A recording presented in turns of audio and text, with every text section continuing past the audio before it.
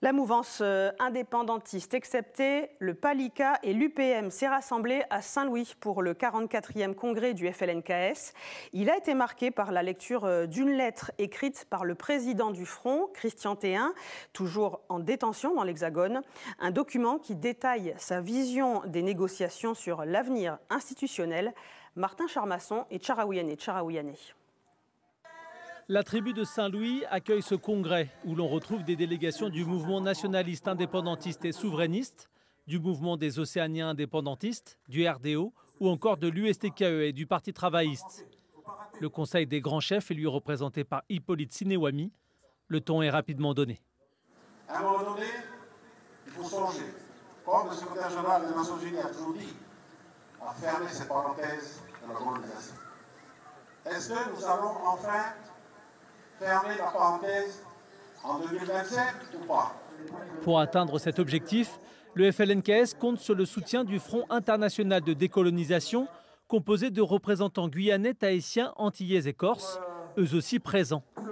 Ce 44e congrès s'est ouvert par la lecture d'une lettre écrite par Christian Théin, toujours en détention dans l'Hexagone. Notre état d'esprit est celui d'un combattant de la liberté qui défend une vision réaliste et juste, celle d'un État kanaki indépendant et souverain qui aura toute la latitude ensuite pour choisir ses interdépendances.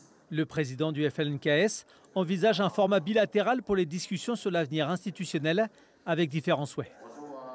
La composition de l'équipe devra représenter la diversité du FLNKS, seul interlocuteur face à l'État français. Les membres de l'équipe technique devront être sélectionnés en fonction de leurs compétences et de leur expérience. Selon Christian Théin, le FLNKS doit, je cite, veiller à impliquer activement les Nations Unies dès la signature de l'accord, et ce jusqu'à la pleine souveraineté. Un accord qui devra être trouvé avec l'État français avant les échéances majeures de 2027. La période de transition doit être la plus courte possible pour éviter que l'élection présidentielle de 2027 ne compromette l'application de l'accord de Kanaki.